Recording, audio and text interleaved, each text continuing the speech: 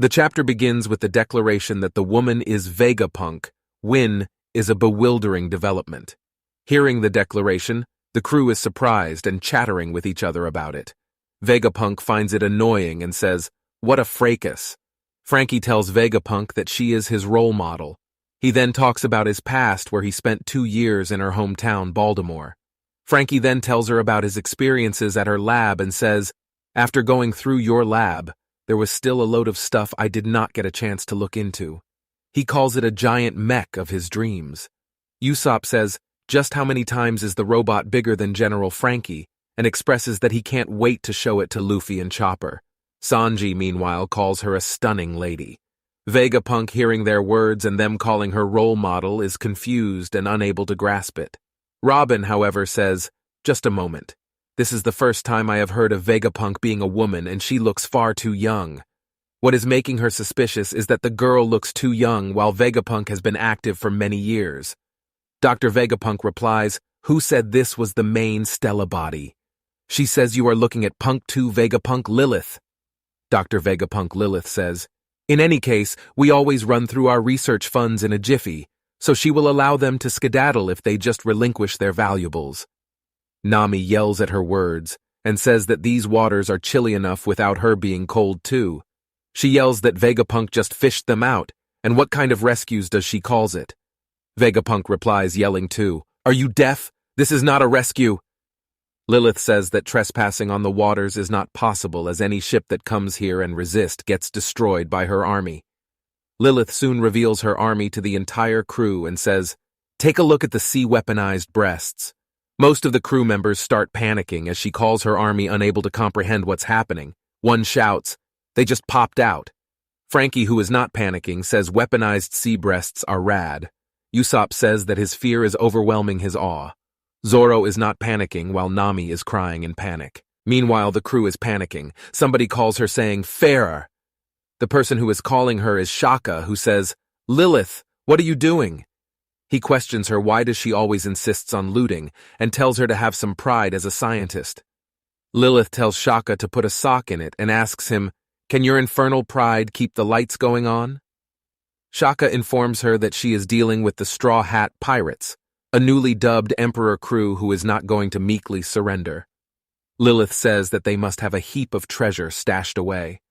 Shaka warns her that even so, she made a foolish blunder. Lilith replies that she has not made a blunder as she has them surrounded. Shaka tells her to not underestimate them and points her attention to the swordsman.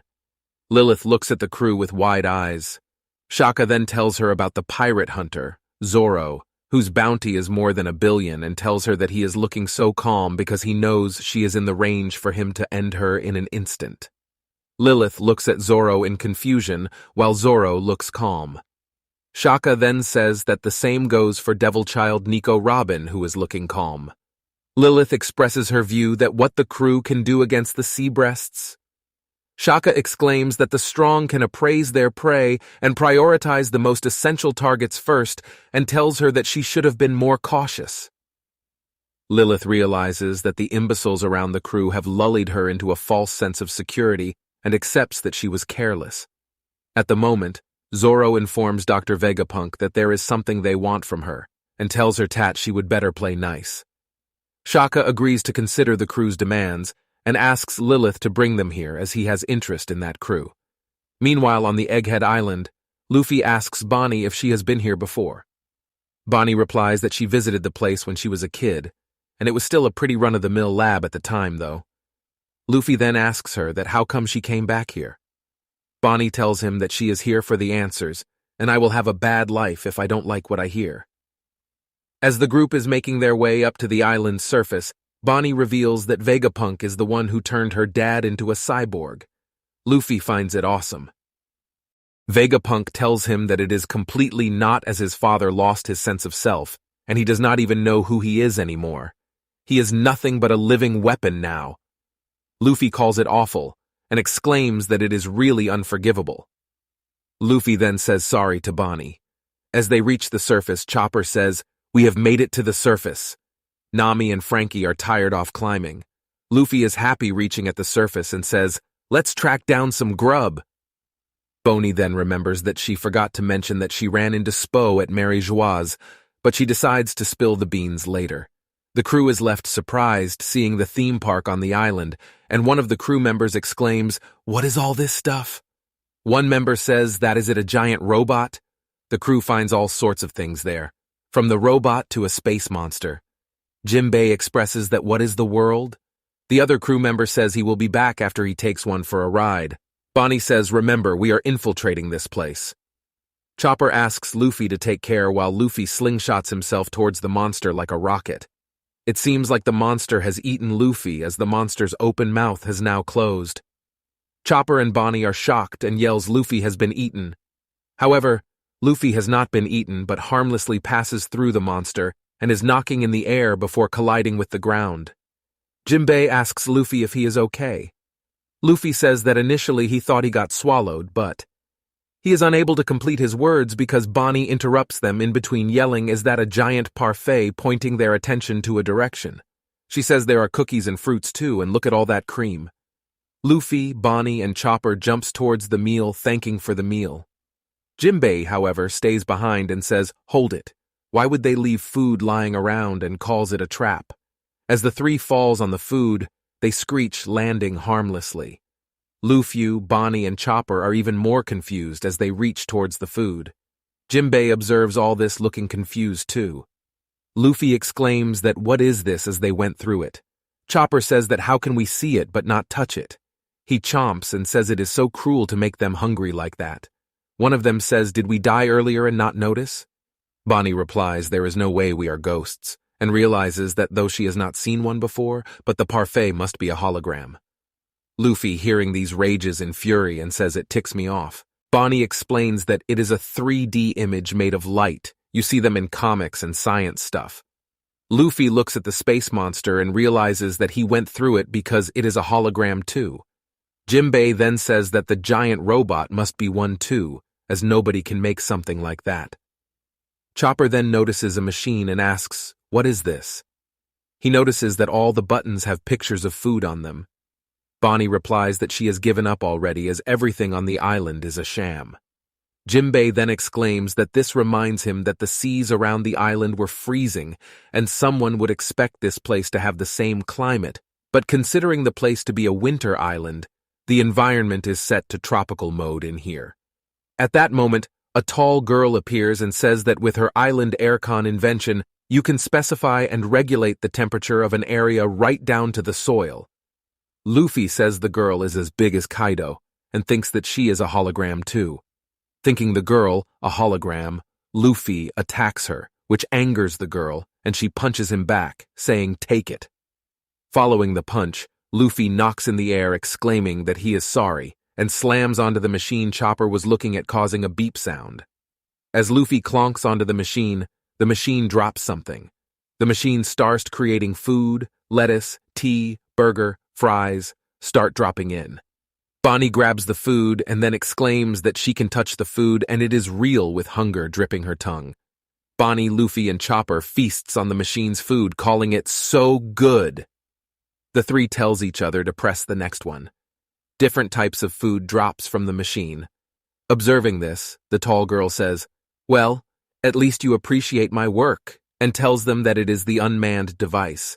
It can turn raw ingredients into one of 500 unique dishes in under a minute. The tall girl tells them that the make do with what you have got mode is the best. The tall girl then expresses that she cannot be too happy since a lack of competent engineers means that this bucket of bolts cannot be mass-produced. Is following the blueprints damn hard? The tall girl then says it really pisses me off and that the island aircon is in the same boat. Its sensors can monitor living creatures, and it could tame the weather if she had a bit more money. The girl has endless ideas but not enough resources. In her frustration, she punches the hologram monster, which surprises everyone. She explains that she has photonic gloves, which allow her physically interact with light. A new hollow fizzles life into a girl with P28 on her top. She gives the tall girl a high five as the scientist explains something is only real if you can perceive it.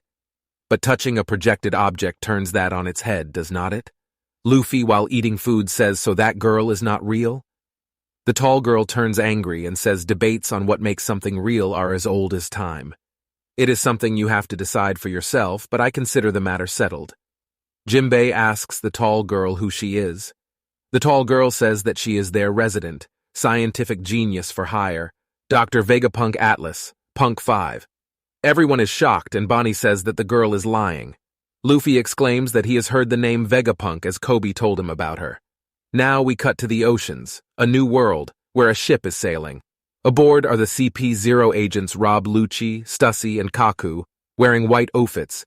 Kaku tells LUCCI to just keep listening as he tells him that Vegapunk is technically still a single individual. Kaku tells LUCCI that his genius is second only to his business and has not enough time. Kaku says to LUCCI, "You say they say you are a busy beaver, right?" LUCCI says imagine is there were more than one beaver. That was his grand idea to split up into 6 people. In other words, all 6 of the satellites are also Dr. Vegapunk, as he split himself into 6 satellite bodies. Kaku is holding a paper on which the 6 satellites of Vegapunk are mentioned. Punk 1, Shaka, whose trait is logic. Punk 2, Lilith, whose trait is evil. Punk 3, Edison, whose trait is flair. Punk 4, Pythagoras, whose trait is wisdom. Punk 5, Atlas, whose trait is wrath. And Punk 6, Yoke, whose trait is desire.